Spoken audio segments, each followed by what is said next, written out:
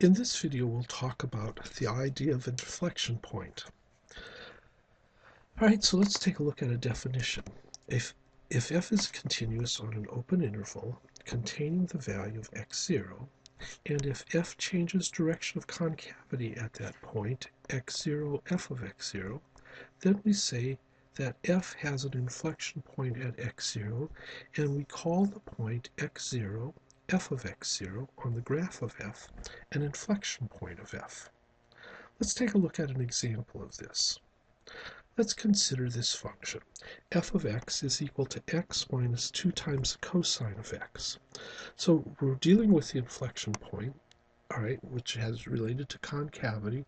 So we'll have to consider the second derivative.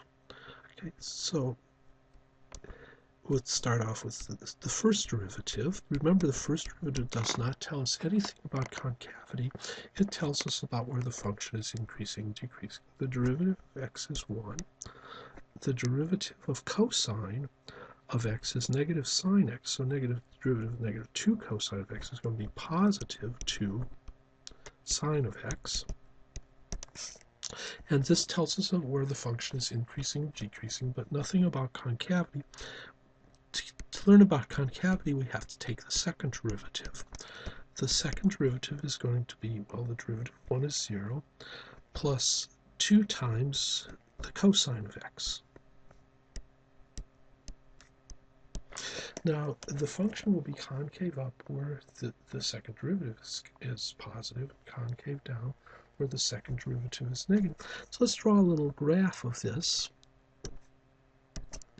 So let's see, so we'll have,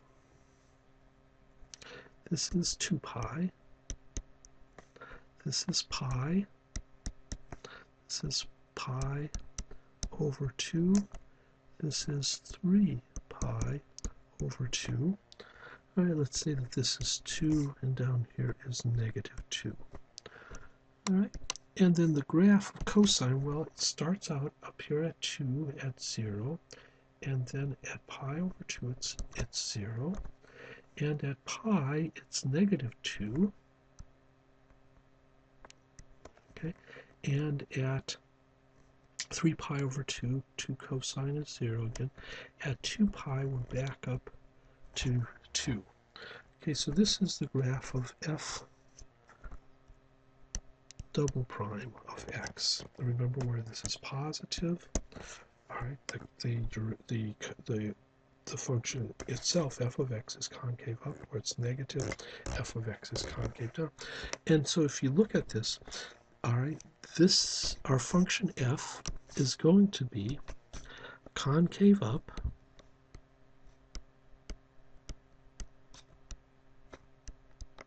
from 0 to pi over 2, because that's where this is positive.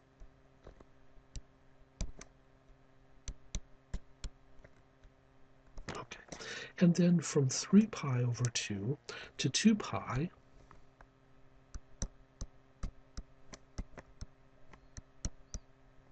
because the second derivative at 2 cosine is positive, so it'll be concave up again. All right, it'll be concave down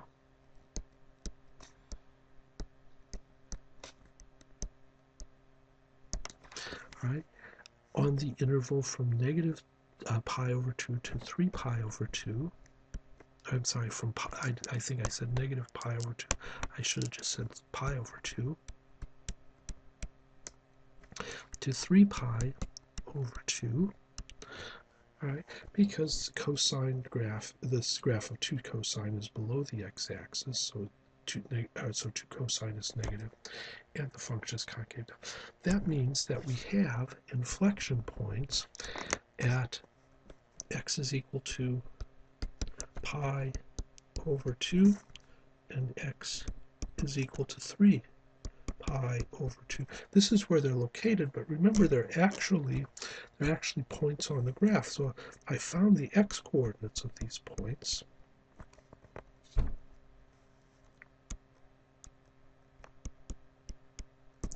Now I need to find the y coordinate. The y coordinate I'll get from the function value. So evaluate f at the x value pi over 2. I'll get pi over 2 minus 2 cosine of pi over 2. 2 cosine of pi over 2 is 0, so this just becomes pi over 2. So I have the y-coordinate of pi over 2. Let's see, at 3 pi over 2, well, the function again will give us, if I evaluate it at 3 pi over 2, will give us the y-coordinate. So that will be x is 3 pi over 2 minus 2 cosine of 3 pi over 2. Again, this is 0, so the y-coordinate is just going to be 3 pi over 2. So I have inflection points at pi over 2, and 3 pi over 2, 3 pi over 2. Here's the graph of this function. Notice it at pi over 2, at pi over 2 we have the point pi over 2 on the graph, pi over 2 on the graph, and concavity changes from being concave up here, opening upward, to concave down here, opening downward. At 3 pi over 2, we have a point on the graph, all right, and concavity changes from being concave down on the left to concave up on the right. So again, remember, you have to have those two things to have an inflection point. You have to have a point on the graph, and it has to reverse concavity somehow. My pagination got off a little bit, sorry about that. But let's find the inflection points for x to the fourth. So again, inflection points have to do with concavity, and the second derivative tells us about concavity. So let's start off with f prime of x. That's going to be 4x to the third. That will tell us where the function is increasing or decreasing by its sign. And f double prime of x is 12x squared. All right, by its sign, that will tell us where the function is concave up or concave down. Let's analyze this. Notice this one is 0 at 0. Okay, so that's where it's going to change signs. It's the only place where it can change signs. And so let's take a look at the left of 0. Say at x is equal to -1. If x is equal to -1, 12 is positive. Okay, -1 squared is positive, so the whole thing is positive. We're concave up here. All right, at 1 on the other side, all right, 12 again is positive. 1 squared is 1, which is positive, so the whole thing is positive. We're concave up on the other side. Notice 0 is the only place where the second derivative is 0, and concavity does not reverse there. Concave up on the left of x is equal to 0, concave up on the right. So this function has no inflection points.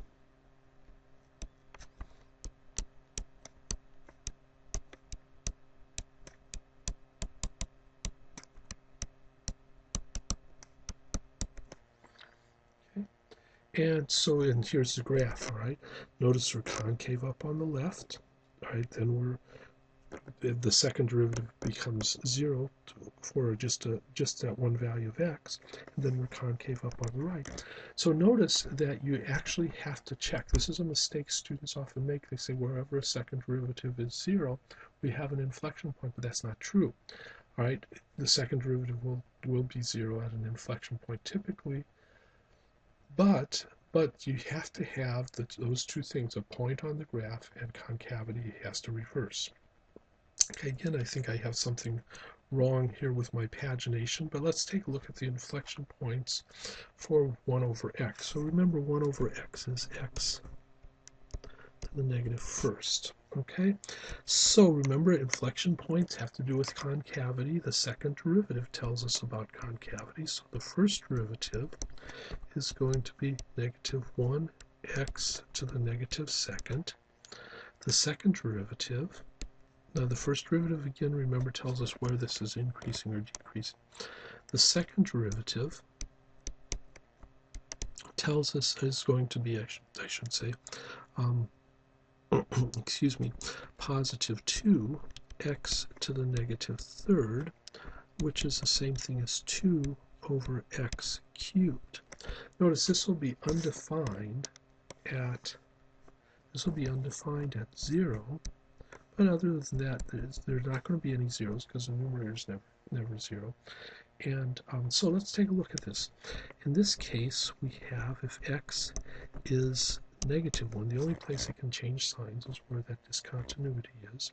And that if x is -1, we have 2 over -1 cubed is, maybe I should just say 2, which is positive, divided by -1 cubed, which is negative, and that gives us a negative number. We're concave down. All right, at 1, we have 2 in the numerator, that's positive, or 1 cubed, or 1 in the denominator. Okay, that's positive 2. So now we're positive, we're concave up. So notice from the left of 0 to the right of 0, it's from the left of 0 to the right of 0. All right, we reverse concavity. So is 0 an inflection point? No, there are no inflection points.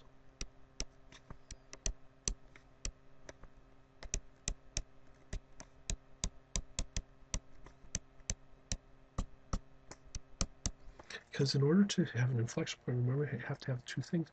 We have to have a point on the graph, and concavity has to reverse. In this case, 1 over x, concavity reverses here. We're opening downward, concave down, and it reverses at 0 to opening upward, but we have no point on the graph. The graph is not continuous. That was even a part of the definition. So there's no inflection points here because we can't find a point at the on the graph at the place where concavity reverses.